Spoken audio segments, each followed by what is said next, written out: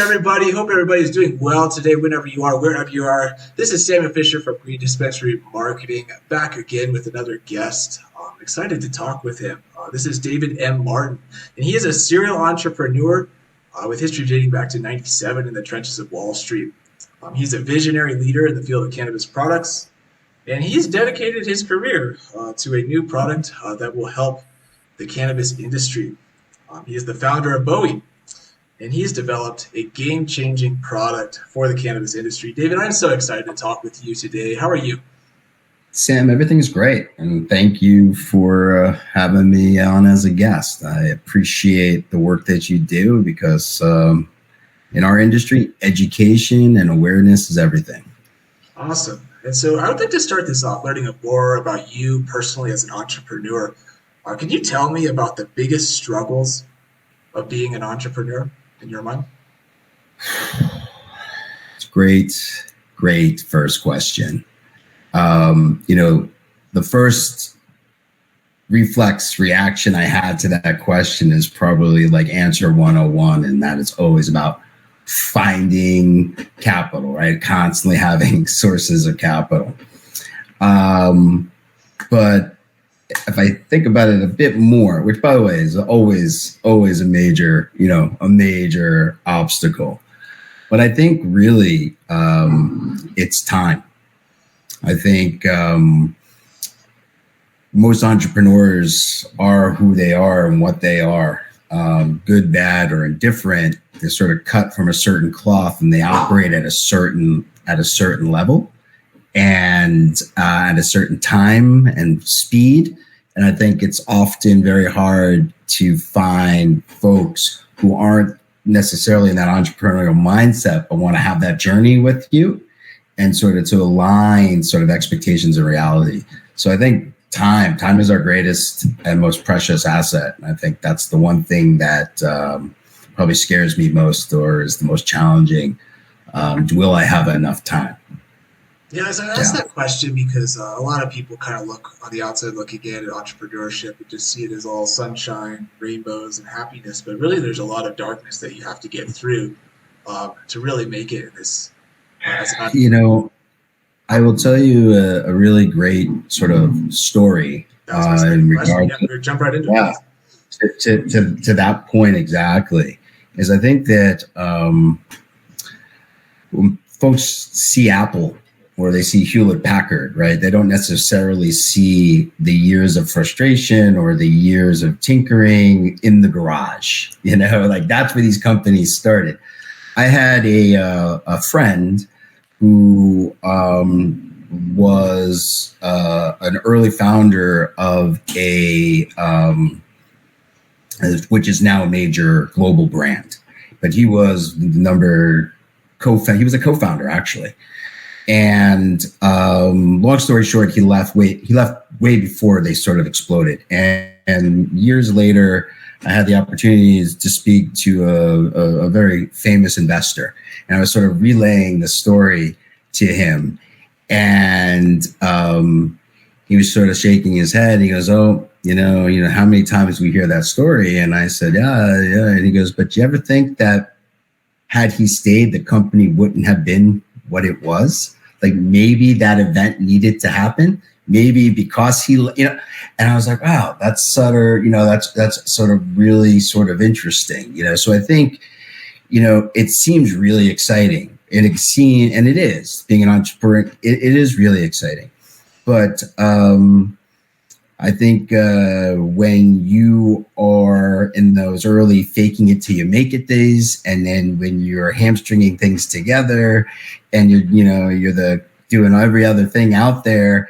People don't see that because that's not the sort of sexy part of it, right? It's like what Muhammad Ali said it, right? Champions are made when nobody's watching, right? And I think there's something really very, very true for that. So careful what you wish for. That was definitely my experience in the very beginning. I left a very good global investment banking firm on Wall Street to take a shot with a med tech startup, and I thought I was stepping in. This is really early, 97.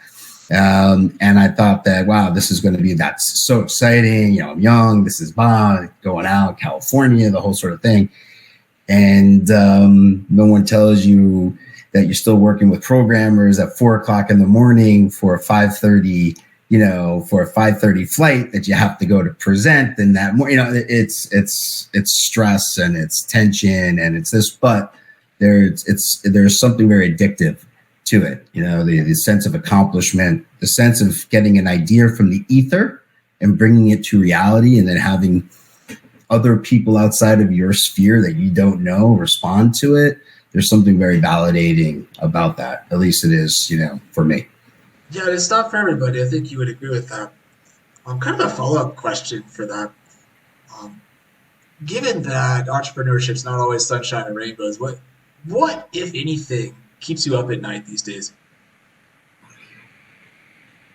So it's a great question, and two things absolutely right now, right? So we're a food tech company, but we are cater and certainly sell our target audience and who we serve the best interests are really cannabis consumers to begin with. So clearly, government regulation changes in elected officials, both at a national level, at the state level. I mean, this is a really interesting industry in the sense that you're dealing with like 47 different regulatory bodies where there's some form of legal hemp or cannabis, right? And then, of course, federally. So, I mean, you've got a big election coming up, obviously, this year. And that plays heavily, obviously, into big decisions that happen.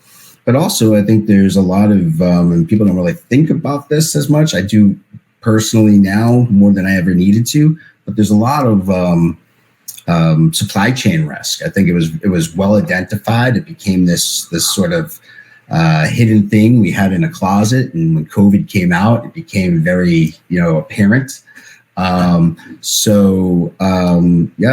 Political instability and supply chain risk are real. We're a small player. We don't have the economies of scale that a lot of big manufacturers have. So to be competitive, and more importantly, to get our stuff on boats and in country and landing, and that's a lot of effort. And right now, a lot of uncertainty as far as how all that happens, what's going on in the world. So those two things really keep me up at night. Yeah, maybe to summarize, there's things that are kind of out of our control or out of your control are the most stressful. What are the top, or maybe we can say top one, your favorite? What is your favorite book that you would recommend to an entrepreneur?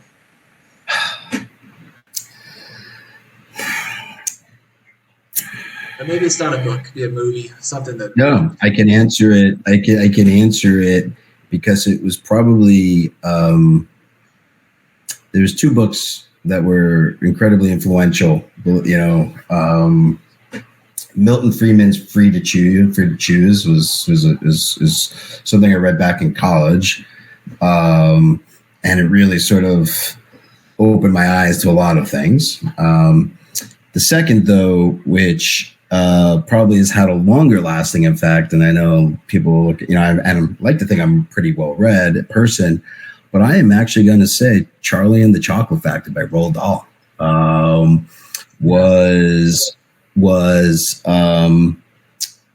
for me, if you sort of strip it out, I mean, he's the greatest entrepreneur there ever was, right? And the ability to create such brand loyalty that people were, and the characters. So yes, I think I always dreamt of becoming like Willy Wonka, that character, and the ability to sort of make people happy and bring to the market these amazing, fanciful ideas to reality. I didn't know it at the time, but my son is in college. I got a daughter, 17, and we were talking the other day about that. And yeah, actually, I would say Free to Choose by Milton Friedman, and then Charlie and the Chocolate Factory. Absolutely. I'll have to read that again. Like I said, I read it to my kids, and rereading it as an adult to a kid, and you really sort of takes you back and sort of says, wow, like you can relate to a lot of the entrepreneurial aspects of who Willy Wonka was. Yeah. Then one more question for you, then we'll jump into the bulk of this, what we're hoping to discuss here, right? Sure. What would be the best piece of advice that you would give to a new entrepreneur entering the cannabis industry, or maybe just the candy industry, like what you're doing, the confections industry? So I get asked, often, and when I'm talking to folks who are starting out with things, or and it always comes back to persistence. Don't give up. Obstacles are the things you see when you take your minds off your goal. But I think what's been really wonderful about my time in the cannabis industry are really the people that I've met. And I think this goes to the overall culture, but I think there's a lot of transplants from other industries that bring a tremendous amount of skill set, from everything from industrial design and manufacturing and logistics to technology to compliance to design and everything else.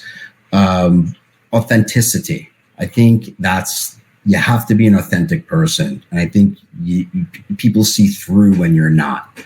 So, being a great entrepreneur sometimes is also about being a great connector and having really big, wide open ears and being an active listener, and then realizing that making those connections for people is helping everybody in general. And the only way you can really do that is to be authentic. So authenticity is really, really important. Awesome. Yeah, thank you for that. You could say that for a TED Talk too. I don't know if you've gotten into the TED Talk industry yet. But so let's kind of jump into more about your brand. And so you're the CEO of Beuhi. And so do you have an elevator pitch for Beuhi?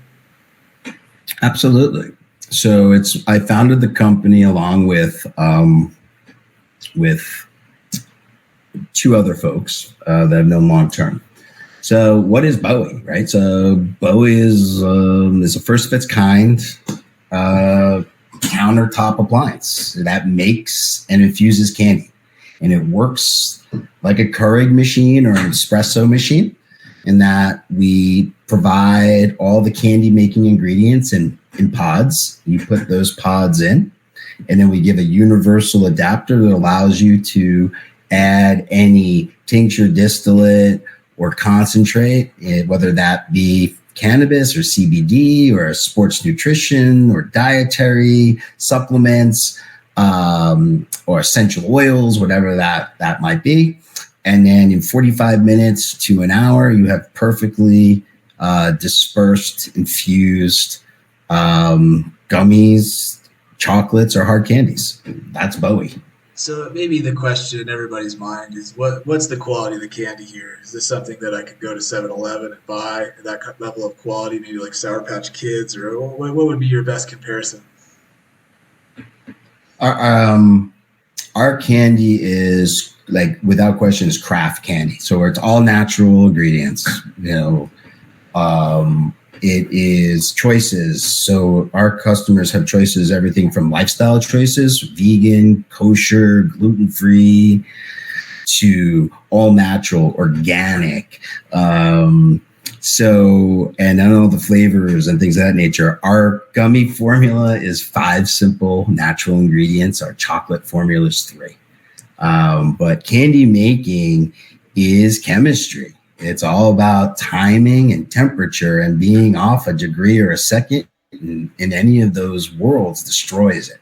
So being able to automate that process in a way that makes it really sort of like one of my heroes, Ron Popeil, right? Like, set it and forget it, the classic sort of infomercial. That was ideal for us, was that you want to know that whether you're making your first batch or making your last batch, it's going to be the same. Our quality, I personally believe, trumps anything that's sort of out there, just like you would find if you went to a small bakery and bought cookies or brownies or baked treats, is going to be usually a lot better than if you were buying from sort of a mass manufacturer. I'm sure if I put out I'm not knocking any product, but you put out a national brand day chocolate chip cookie, or you put out from your local bakery, that local bakery's cookie, I'm sure will top that national big mass produced brown. So every time you're creating something in our Beuhi appliance, it's small batch. That's it. You're controlling every aspect of it. Yeah, so you're entering, you're not necessarily just entering the cannabis industry, but as a result of what your product is, you are entering the cannabis industry. So what is your main goal with Beuhi in the cannabis industry? Sure.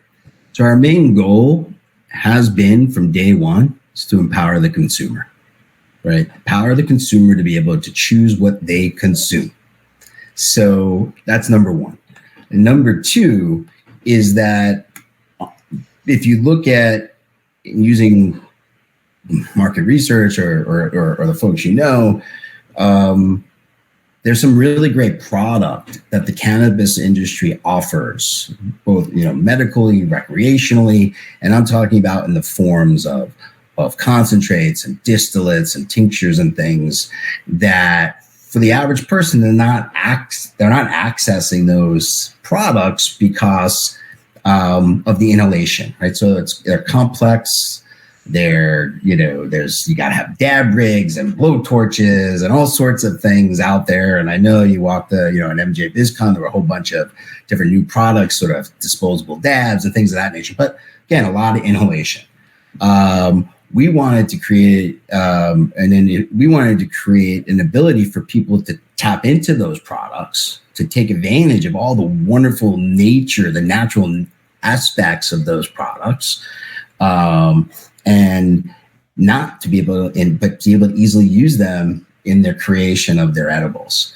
And really the sort of ability is, okay, I got this RSO and I go on our app and the app controls our device and I have our dosing algorithmic calculator and I put in the brand and the amount and I want to have X number of X number of milligrams per piece. How much do I have to put in? It sort of will tell me. I put that in, done. And next thing, so I'm taking advantage now of a product that I would never been able to have had the confidence to go out and use. So we think of it as a real win-win because we rely upon educated and informed bud tenders and dispensary owners to work with our clientele and our customers who are coming in that might have been buying the sort of cheaper bag of mass-produced gummies and things of that nature, but not really enjoying the experience, but there isn't an alternative for them, right? So because they don't taste necessarily great or they're inconsistent in dosing. We all know all the issues associated on, a mass infused product. And then, for the dispensary, they're relatively sort of, there's nothing all that sexy except some great branding around it.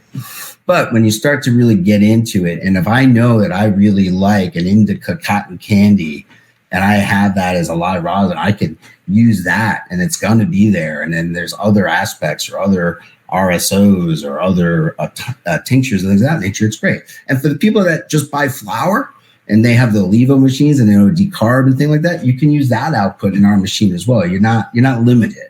So it's a very versatile. So for a dispensary owner or for our dispensary partners, we're giving a really interesting avenue for bringing and driving new clientele to tap into products that are, we'll call them higher end premium type product, but that's who our consumer is as well. Yeah, so I just got off of a call not too long ago with Joseph Friedman, who's an expert pharmacologist. And one of the questions that we were talking about were the risks in consumption of cannabis, and specifically through inhalation. And I followed up with that and I asked him, I said, what about oral consumption? Is there a risk to that? And his main response was only really in the black market when they're putting these metallic, other weird stuff into the candy. And so this kind of goes into my next question here. And so you were mentioning before that this is all natural products that are in the candy, right? And so there's none of this weird stuff that can harm the body. What other systemic issues are you solving with this company? Oh, it's a great question. Oh, great question. All right. So inconsistent dispersion, okay, dosing and timing, big issues, right? And this, by the way, this isn't necessarily just representative of the cannabis side. Let's talk about all functional candy or infused confections, right? That's in fact, if you look at like the press, the state and federal investigations that are out there, the plaintiff's bar that's brought litigation, there are major issues. For example, the JAMA, the Journal of American Medical Association, did a study not too long ago, and they tested 25 different infused melatonin candies brands. Of those 25 brands tested, the range of melatonin that was in the pieces they tested went from 0 to over 347% of what was stated. So that's a massive issue. Then you look at there's lack of trust in the transparency of the ingredients. Am I getting what I think I'm getting, right? I mean, it's a big question. You don't know.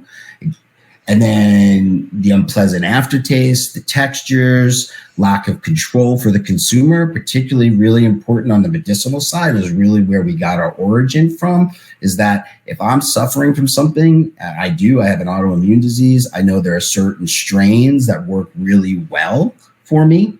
I don't necessarily I know that I am not necessarily going to find those same strains in what's mass produced out there.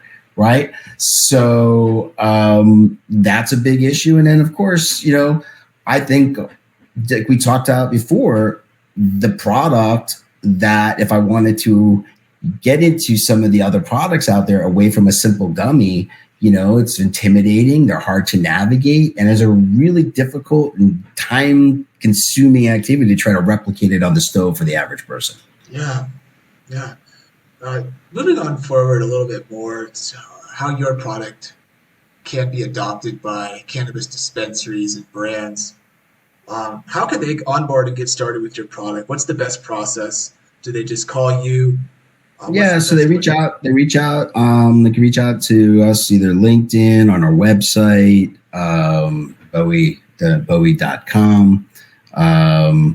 And we get the process started. A tremendous amount of benefits for the dispensary. Not only do we have, I'll give you a great example of something that we're sorry, I thought I turned that off with my daughter.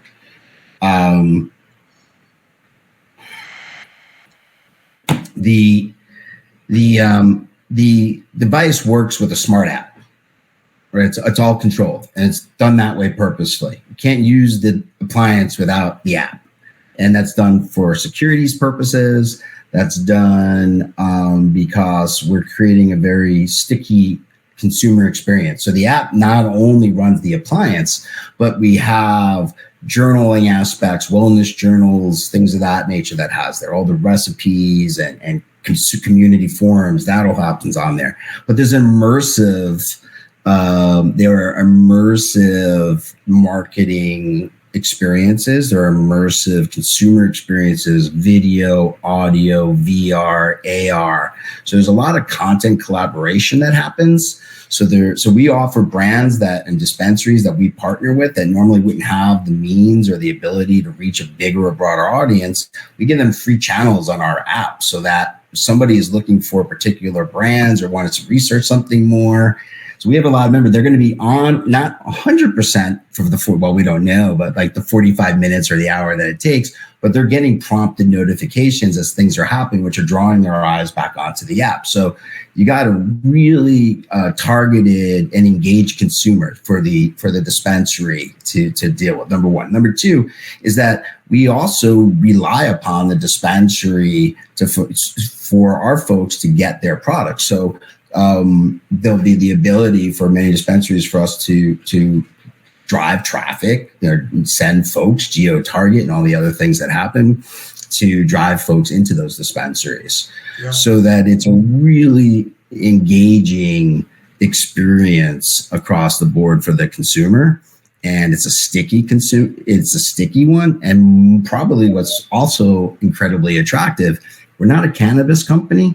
So our path to the consumer is a whole lot less complicated than it is. But then of course, let's look at the economic side of it. So now we're offering a device that is in that same range as your higher end Puffcos and the gravity bongs and things of that nature, the volcanoes. But we also require them to buy the proprietary pods that work inside of there. All that can be white labeled or branded specifically for the dispensary. We can skin the outside of the Beuhi machine. So imagine having on the countertop something that might say, not that we have an agreement with them or not, but I just use it because it's interesting. Is I walked into the Museum of Cannabis in Manhattan, and they had some student glass, and they had like a cookies version up there. I was like, wow. So here that is. Every time you're looking at the cookies brand is sort of right there facing you, what that might be. So for like our lodging customers, so we have some agreements in place with some hotels and some lodging companies where the Beuhi's machine will be available. We can skin those machines so that they can have their branding on it. Those flavors we can do deals so the flavors can be very specific to just those dispensaries, or they can have their own flavors. They could be, so all that is the ability in which to reach a consumer through a non-regulated product, like they would normally have to sort of deal with that. So it's got a great tail as far as the sale goes. So it's a long-term sort of relationship between the user, our product, and the dispensary. Yeah, that is so cool. I'm not a dispensary owner myself, but if I were, I would white label the whole thing and have it make my own edibles. Why wouldn't you, right?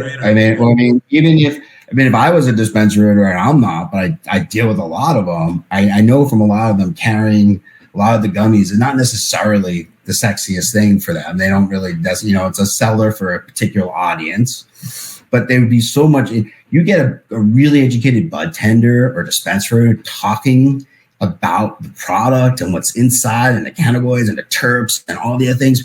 They glow, they light up. This is why they're there, right? And they can start talking about all that stuff.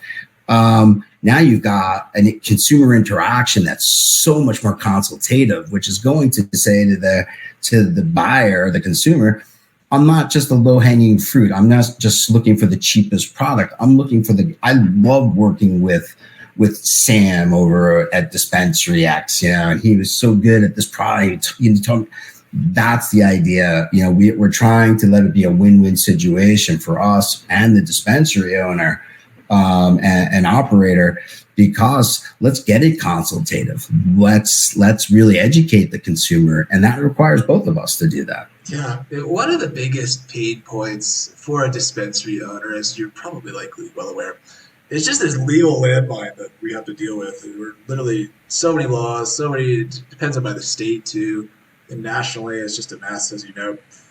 What kind of assistance does Beuhi provide for things like packaging and labeling? Should they sign up and white label their own gummies? Well, we can't have them white label their own gummy. That's on them. What we can do is we can go ahead and say our Beuhi canister packs can be branded with the dispensary, right? But if a dispensary is going to want to use our machines to make their own gummies, and which they want to go ahead and package, The only thing that I can tell you is that there's complete label transparency from our end so that you'll know exactly what's in those canisters that you can then go ahead and you would then have to, put in what you're infusing with. But our machine is designed for the home user. I mean, it's designed for somebody who, here's a really interesting scenario. So I wake up and I say to myself, man, I'm going to the gym. I need to get maybe it's the night before I realize I'm making a new batch. I got my BCAAs and a little caffeine and my pre-workout and, my whey protein, my liquid proteins and my vitamins, mix that up. And I create my chews for the gym. Right. And then, I rinse it through the dishwasher, and I want to go ahead and I need to make my immune boosting vitamins for the kids. Go ahead, mix that up and throw that in there. Oh, friends are coming over. It's a Friday night. We're going to be, chilling out and just having a good time. And we're going to use it. And we're going to create some beautiful infused dark chocolate. And before we're going to add fresh cherries and almonds in there. And then we'll finish it with a little finishing dust that comes in the kit. And now I've got perfectly infused dark chocolate to go with for our dessert for our friends coming over. Same machine, 3 different, constituents in the house, let's say, doing really the exact same thing, making functional candy. It's just what are you putting into that candy to make it functional? The machine's designed to handle all of that. Yeah, I think you're taking a good approach there too. And you don't want to get yourself involved in all these state battles and all these different laws depending on the state. So I think you're completely on point there. That's awesome. Do you have? Go ahead. No, I'm sorry. I was just going to move to my next question. Do you have any success stories working with dispensaries that you would like to share right now? We're still not live yet. We're still in sort of prototype phase. So we have some dispensaries that we are working with right now. So pilot sort of things. But I'm not at liberty to sort of go into that without sort of NDAs and things like that. Yeah. But I'm happy that anybody that wants to reach out and talk to us, I'm happy to go through and show, the whole process and everything like that. Additionally, actually, we actually are going to be doing a Reg CF because it's gotten so many folks that are like, can I buy in? Can I get a little of that? So we decided as a group, sure, we're good. Why not? So we're putting out a small Reg CF so folks can go in and see our, really check under our hood and everything else there as well. So either way, I could connect people and we can go through and show them exactly how the machine works and what structure looks like and pricing and all those other things. Awesome. Yeah. Thank you so much for your time. We've got a few more questions for you, but we're getting close to wrapping up here. Sure. Real quick regarding your marketing strategy. And so one thing I could personally tell you that you probably already know is that you can't run ads, for example, let's say cannabis gummies or anything along those lines. And so obviously you're in multiple industries and not just in cannabis. However, when you are working on your cannabis marketing strategy, what are your favorite strategies that you use to kind of reach out? Is it cold outreach? Is it LinkedIn, social media, prospecting? What do you think? What's the best way? So it's all of those things, right? We have somebody right now that literally goes door to door and meets with owners, talks to them. What are their concerns? What do they need more of? What's, really trying to make it a very, it's an interesting thing, the cannabis industry, in the sense that, cannabis, it's globally consumed, right? We know that. We know it's massive as far as a market, but it's hyper local. So, we make functional candy. That's what we do. Right. What that function again is up to the consumer, and that function can change within the household, within hour by hour.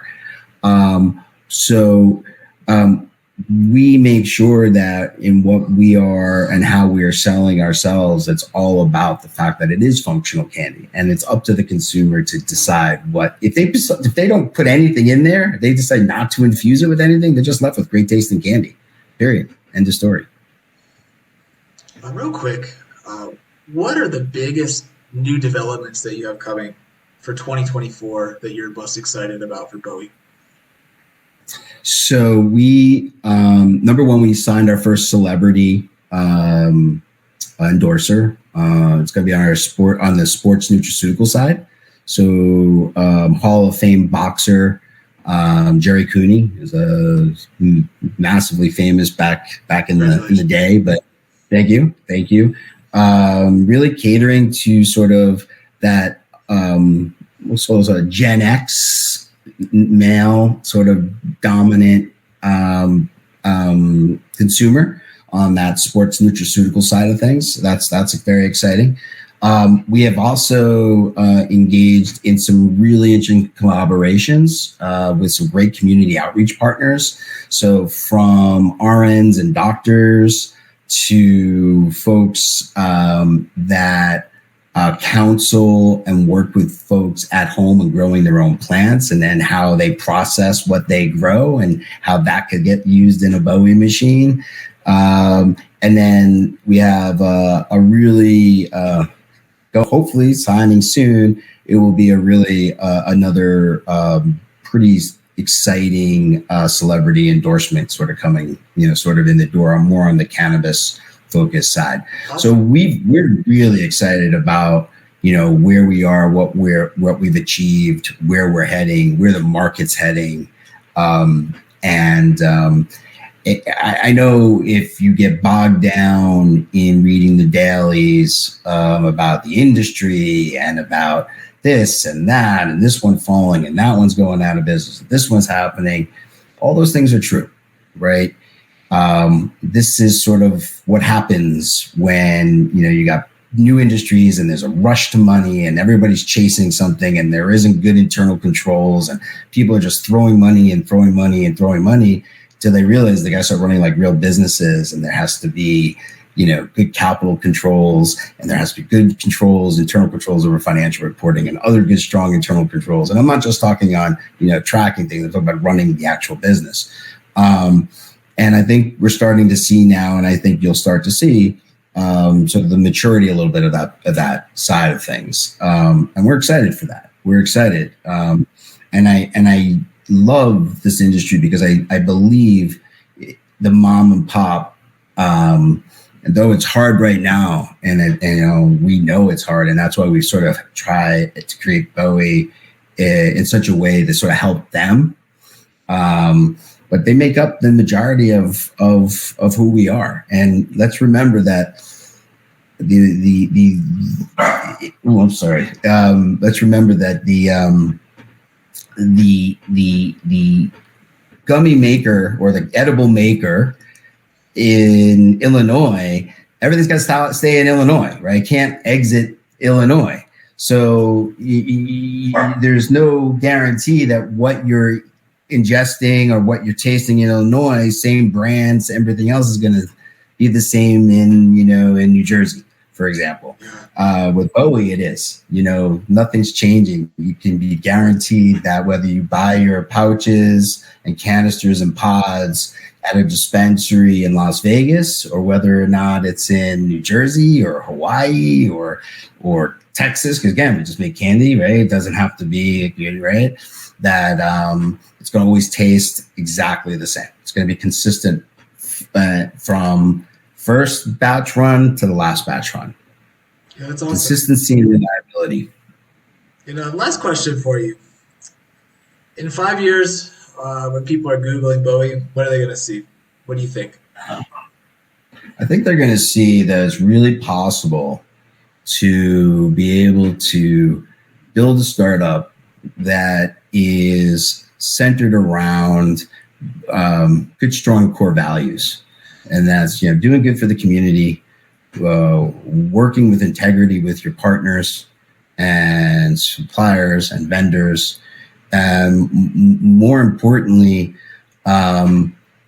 brought a lot of joy and happiness to folks, but also revolutionized the way that at home edibles are done. I think, like, when we think about pod coffee right now, what's the first thing that comes to your mind? Keurig. I mean, for me, it's a Keurig, right? I mean, it's either an espresso or Keurig, right? When people think about making candy at home, the first thing that will come to their mind is Beuhi. I mean, that's whether you'll see it in Germany or whether you'll be, in Santa Cruz, California. The Beuhi will be, synonymous with premier at-home conventions. That is a great goal. I was going to ask if you were looking for a certain stock price being publicly traded, but I think being the Keurig of the candy industry is a great goal.